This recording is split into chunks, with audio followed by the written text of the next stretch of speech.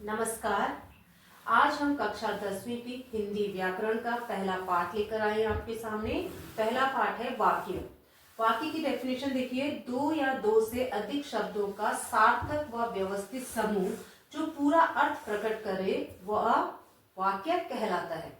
यानी कि वाक्य में क्या होता है, या दो से अधिक शब्द होते हैं, शब्दों का सार्थक समूह जो होता है और वो क्या है, पूरा अर्थ स्पष्ट कराता है, उसे क्या कहते हैं, वाक्य कहते हैं। ठीक है, जैसे छात्र पुस्तक पढ़ता है। ठीक है, अगर हम इसे करते पुस्तक छात्र पढ़ता है तो ये वाक्य क्या नहीं होता, सार्थक वाक्य नहीं बनता। ठीक है, सार्थक शब्दों का समूह नहीं बनता। अब आगे है वाक्य के अंग। वाक्य के कितने अंग होते हैं आपके, वाक्य के होते हैं दो अंग। वाक्य के कितने अंग होते हैं, दो अंग होते हैं। पहला है उद्देश्य और दूसरा है विधेय। दूसरा क्या है आपका, विधेय है। ठीक है, उद्देश्य मतलब क्या होता है, जिसके द्वारा कार्य किया जाता है, जिसके द्वारा कार्य किया जाता है, जिसके द्वारा क्या किया जाता है, कार्य किया जाता है, उसे क्या कहा जाता है, आपका उद्देश्य कहा जाता है। उद्देश्य को हम दूसरी भाषा में क्या कह सकते हैं, कर्ता। उद्देश्य को हम दूसरी भाषा में क्या कह सकते हैं, कर्ता। कर्ता कौन होता है, जो कार्य को करता है। यानी कि यहाँ पर जैसे क्या, छात्र क्या है हमारा, छात्र हमारा उद्देश्य है। ठीक है, और पुस्तक पढ़ता क्या है हमारा, विधेय है।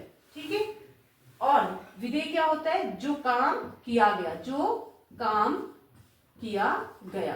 ठीक है, वो क्या कहलाता है आपका, विधेय कहलाता है। विधेय को हम सिंपल भाषा में क्या कह सकते हैं, क्रिया। ठीक है, यानी कि कर्ता के द्वारा जो क्रिया की गई है उसे हम क्या कहते हैं, विधेय कहते हैं। और वाक्य में उद्देश्य और विधेय होता है। ठीक है, ये वाक्य के क्या है, अंग है। अब है हमारा आगे वाक्य के भेद। अब हमारा क्या है, वाक्य के भेद। ठीक है, अब वाक्य के भेद, प्रश्न अगर पूछा जाए पेपरों में कि वाक्य के कितने भेद होते हैं, तो आप 3 नहीं बोलेंगे, क्योंकि आप लोग कई बार क्या करते हैं, 3 बोल देते हैं, लेकिन 3 क्या होता है, गलत होता है। वाक्य के क्या होते हैं, हमारे 2 भेद होते हैं। एक होता है बनावट के आधार पर, दूसरा होता है रचना के, एक होता है बनावट व रचना के आधार पर, और दूसरा होता है अर्थ के आधार पर। ठीक है, कितने होते हैं हमारे वाक्य के भेद, 2 होते हैं। एक होता है रचना के आधार पर, दूसरा होता है अर्थ के आधार पर। ठीक है, अब वाक्य के 2 भेद अगर पूछेंगे तो आप ये दोनों लिखेंगे। अब ये वाला हमारे जो 8 भेद थे, ये हमने क्लास 9th में पढ़ा है। ठीक है, अभी हम क्या पढ़ेंगे, वाक्य बनावट के आधार पर वाक्य के कितने भेद होते हैं। अब बनावट के आधार पर वाक्य के कितने भेद होते हैं, 3।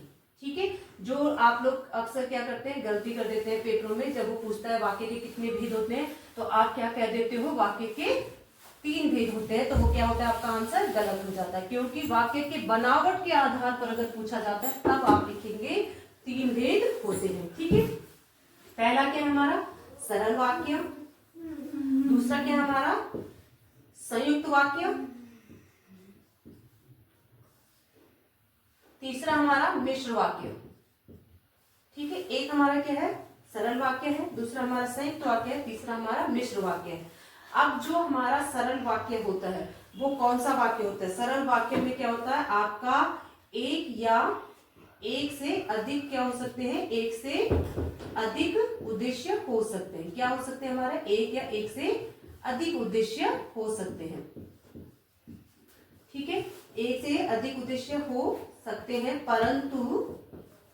परंतु उनका विधेय एक होना चाहिए। ठीक है, परंतु उनका विधेय क्या होना चाहिए, एक होना चाहिए। परंतु उनका क्या होना चाहिए, विधेय एक होना चाहिए। ठीक है, तो ये क्या कहलाता है आपका, सरल वाक्य कहलाता है। ठीक है, जैसे हमने कहा राम और मोहन, राम और मोहन खेलते हैं। ठीक है, राम और मोहन क्या कर रहे हैं, खेलने का काम कर रहे हैं। तो ये दोनों क्या है, आपके उद्देश्य है। तो राम भी उद्देश्य है और मोहन भी क्या है, उद्देश्य है। और खेलते हैं क्या है, इनका विधेय है। ठीक है, खेलते हैं क्या है, इनका विधेय, यानी कि इनके द्वारा जो क्रिया की जा रही है वो क्या है, आपका विधेय है। ठीक है, सरल वाक्य समझ में आ गया सभी को। अब है हमारा संयुक्त वाक्य, ठीक है। संयुक्त वाक्य में भी क्या हो सकता है आपका, एक या एक से अधिक उद्देश्य हो सकते हैं, परंतु दोनों की क्या होनी चाहिए, परंतु क्रियाएं अलग अलग होनी चाहिए। परंतु क्या होनी चाहिए, क्रिया अलग अलग होनी चाहिए, यानी कि विधेय अलग अलग होना चाहिए, ठीक है।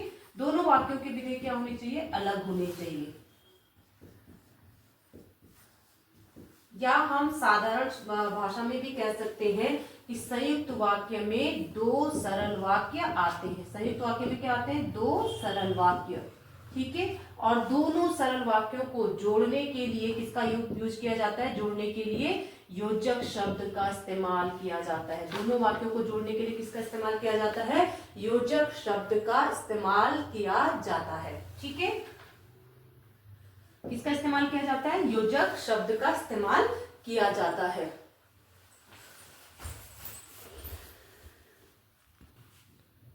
अब देखिए संयुक्त वाक्य में जिसमें दो या दो से अधिक सरल वाक्य हों और उन्हें जोड़ने के लिए योजक शब्द का इस्तेमाल किया जाए। अब देखिए जैसे मैंने लिखा है, बंदर पेड़ पर चढ़ा और फल खाने लगा, तो जो और है ये क्या है आपका योजक शब्द है, ठीक है। और वैसे ये क्या है, एक सरल वाक्य ये है और दूसरा सरल वाक्य ये है, तो दोनों सरल वाक्यों को जोड़ने के लिए हमने बीच में योजक शब्द का इस्तेमाल किया, ठीक है। अब देखिए मिश्र वाक्य, जिस वाक्य में एक प्रधान उपवाक्य होता है तथा एक या एक से अधिक आश्रित उपवाक्य होते हैं, उसे क्या कहते हैं, मिश्र वाक्य कहते हैं, ठीक है। जैसे यह वही पुस्तक है जिसे मैं ढूंढ रहा था, ठीक है।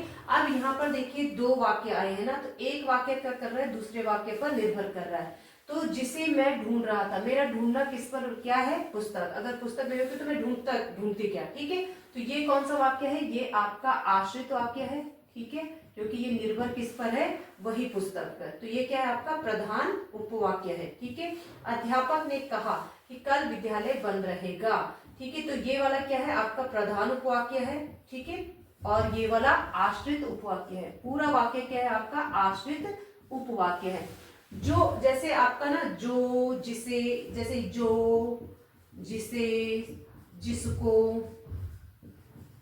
ठीक है, कि जो वाक्य यहां से शुरू होते हैं, इन अक्षरों से शुरू होते हैं, इन शब्दों से शुरू जो वाक्य होते हैं, वे वाले वाक्य, उससे आगे का जो वाक्य होता है वो वाक्य क्या कहलाता है आपका आश्रित वाक्य होते हैं, ठीक है। ये याद रखना आप लोग कि मिश्र वाक्य में क्या है, दो उपवाक्य होते हैं, एक होता है प्रधान उपवाक्य, दूसरा होता है आश्रित उपवाक्य। तो आश्रित वाला क्या करता है, प्रधान पर निर्भर करता है, ठीक है।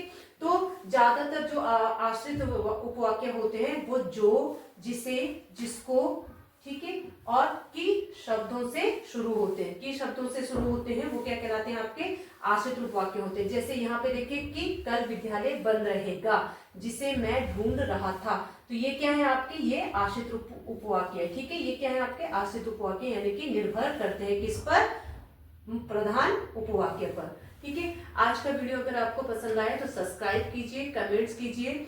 अभी यह चैप्टर कंप्लीट नहीं हुआ है, इससे आगे हम पढ़ेंगे अगले वीडियो में वाक्य परिवर्तन, ठीक है, और उपवाक्य कैसे हम पहचान सकते हैं।